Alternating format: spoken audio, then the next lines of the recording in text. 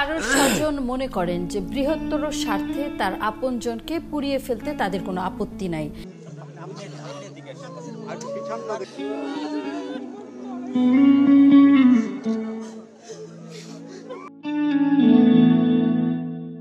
গাজীপুরের কাশিমপুর কারাগারে আটক সাংবাদিক ফারজানা রূপা প্যারোলে মুক্তি পেয়ে মায়ের দাফন কাফনে অংশ নেন এবং শেষবারের মতো মায়ের লাশ দেখেন। এ সময় ফারজানা রূপার স্বামী সাংবাদিক শাকিল আহমেদও গাজীপুরের কাশিমপুর কারাগার থেকে প্যারোলে মুক্তি পেয়ে একই সঙ্গে দাফন কাফনে অংশ নেন এবং শেষবারের মতো শাশুড়ির লাশ দেখেন।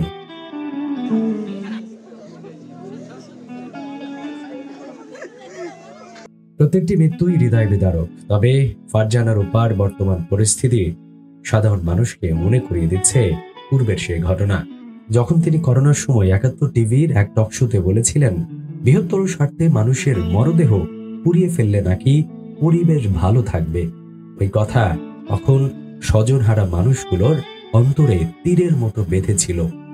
শুধু তাই নয়, ৫ই মের গণহত্যার পর ফারজানা রূপা সমীকরণ নামক এক অনুষ্ঠানে বলেছিলেন ওই রাতে নাকি কেউ মারা যাননি, মাদ্রাসার শিক্ষার্থীরা নাকি রং মেখে রাস্তায় শুয়েছিল।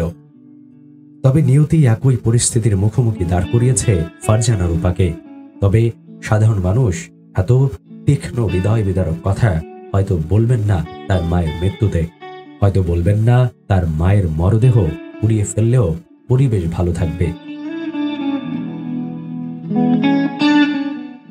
মুক্তির সময় ফারজানা রূপার হাতে হ্যান্ডকাপ পরানো না থাকলেও শাকিল আহমেদের এক হাতে হ্যান্ডকাপ পরানো ছিল।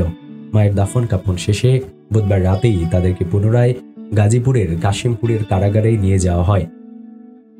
বুধবার বাদ আসর ঘাগড়া দারিয়াকান্দা গ্রামে নিজ বাড়িতে নামাজের জানাজা শেষে প্যারোলে মুক্তি পাওয়া সাংবাদিক দম্পতি ফারজানা রূপা এবং শাকিল আহমেদের জন্য অপেক্ষা করা হয়। রাত 8:45টার দিকে তারা মায়ের লাশ দেখার পর পারিবারিক কবরস্থানে তাকে দাফন করা হয়। সাংবাদিক দম্পতি এবং আত্মীয় স্বজনদের মধ্যে এই সময় আবেগ ঘন পরিবেশের সৃষ্টি হয়।